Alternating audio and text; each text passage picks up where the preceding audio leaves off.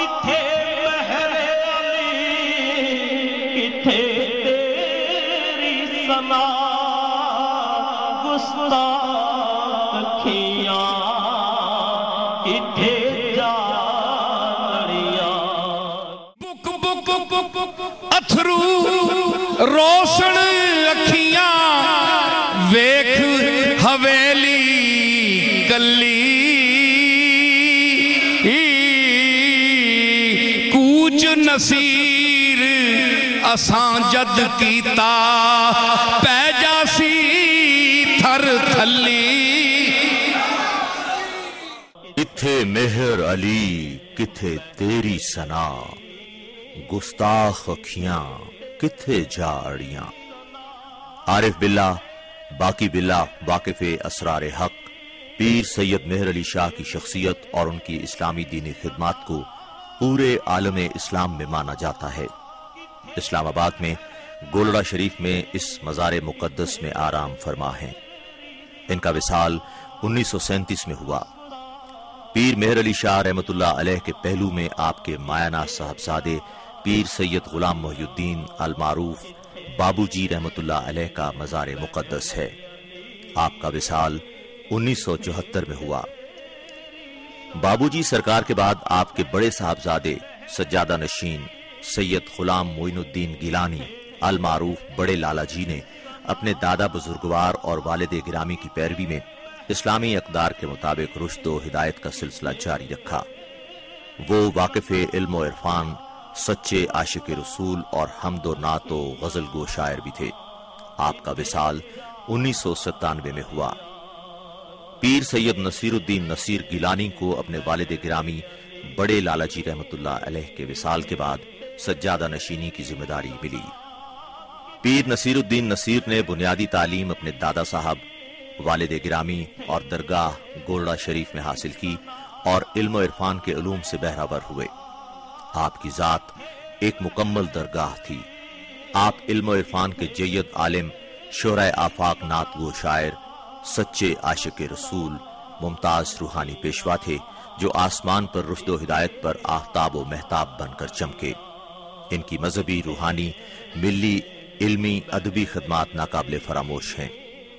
تصوف کے وہ لوگ جو علم کے ساتھ ساتھ عمل پر بھی پورے اترتے ہیں، اس میزان پر بھی کامل اترتے ہیں، حضرت پیر نصیر الدین نصیر ان لوگوں میں تھے۔ میں نے گزشتہ 30-35 برسوں میں ان کو بہت قریب سے دیکھا۔ وہ تمام و کمال شاعر تھے، عربی کے، فارسی کے، اردو کے، پنجابی کے، اور اپنے دادا کے صحیح جانشین تھے۔ جب ان کے وصال کی خبر آئی تو بالکل میری سمجھ میں نہیں آتا تھا کہ کیا کروں، اور دو باتیں جو بہت مجھے یاد آئیں۔ وہ بعمل آدمی تھے، کوئی دوسرا آدمی اتحاد بین المسلمین کے سلسلے میں اتنا خالص اور اتنا راسخ نہیں تھا جتنا پیر نصیر الدین نصیر تھے۔ اللہ نے دنیا میں ان کو سرفرازی اور سربلندی عطا فرمائی تھی۔ مجھے یقین ہے کہ اخروی زندگی میں بھی وہ بلند مقامات پر فائز ہوں گے انشاءاللہ۔ حضرت پیر نصیر الدین نصیر رحمت اللہ تعالی علیہ کی وفات سے ایک اتنا بڑا خلا پیدا ہوا ہے جو مدتوں بعد بھی پورا نہیں کیا جا سکے گا۔ حضرت پیر صاحب رحمت اللہ تعالی علیہ کی شخصیت بڑی پہلودار شخصیت تھی۔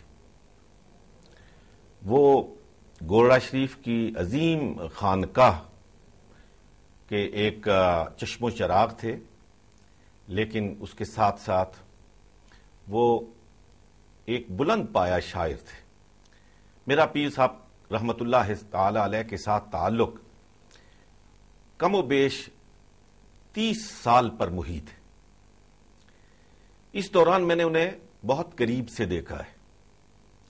پیر صاحب کے اندر علم کی جولانی، تفقہ فی الدین اور پھر سب سے بڑی بات کہ ایک مؤثر ابلاغ کا اسلوب رکھتے تھے. اور مجھے جس چیز نے ہمیشہ متاثر کیا وہ یہ تھی کہ پیر صاحب جس چیز کو حق سمجھتے تھے، جس کو سچ جانتے تھے، اس عقیدے کا برملا اظہار کرتے تھے. کبھی انہوں نے یہ نہیں سوچا، اور یہ سوچ ان کے قریب بھی نہیں گئی کہ جو بات میں کہہ رہا ہوں ممکن ہے میرے متوسلین، میرے معتقدین اس بات کو زیادہ پسند نہ کریں، لیکن ان کے سامنے جو چیز پیش نظر رہی وہ اللہ کی رضا اور محمد الرسول اللہ صلی اللہ علیہ وآلہ وسلم کی خوشنودی تھی. حضرت پیر صاحب رحمت اللہ تعالی علیہ صرف ایک خاندان کے فرد نہیں تھے، انہوں نے صرف ایک خاندان کو سوگوار نہیں چھوڑا ہے، انہوں نے ہزاروں لاکھوں محبت کرنے والوں، علم کی دنیا سے تعلق رکھنے والوں، روحانیت کے ساتھ نسبت رکھنے والے لوگوں کو مغموم چھوڑا ہے اور سوگوار چھوڑا ہے. اور میں ایک شعر پر اپنی گفتگو کو ختم کرتا ہوں کہ تیرے سخن کی طرح کسی کا سخن نہیں ہے، تیرے سخن کی طرح کسی کا سخن نہیں ہے، اور نہ ہی کوئی انجمن ہے تیری انجمن کی طرح. ان کی پوری زندگی عشق رسول اور اسلامی تعلیمات کے فروغ میں گزری. انہوں نے حمد و نعتیہ شاعری، منقبت، قرآن و سنت کے مطابق درس توحید اور رسال کے ذریعے اتحاد بین المسلمین کا درس دیا. آپ اپنے کلام میں کہتے ہیں، ہو نہیں سکتی رقم بنت شہ بطحا کی شان، کیا بیاں ہو قطرے ناچیز سے دریا کی شان.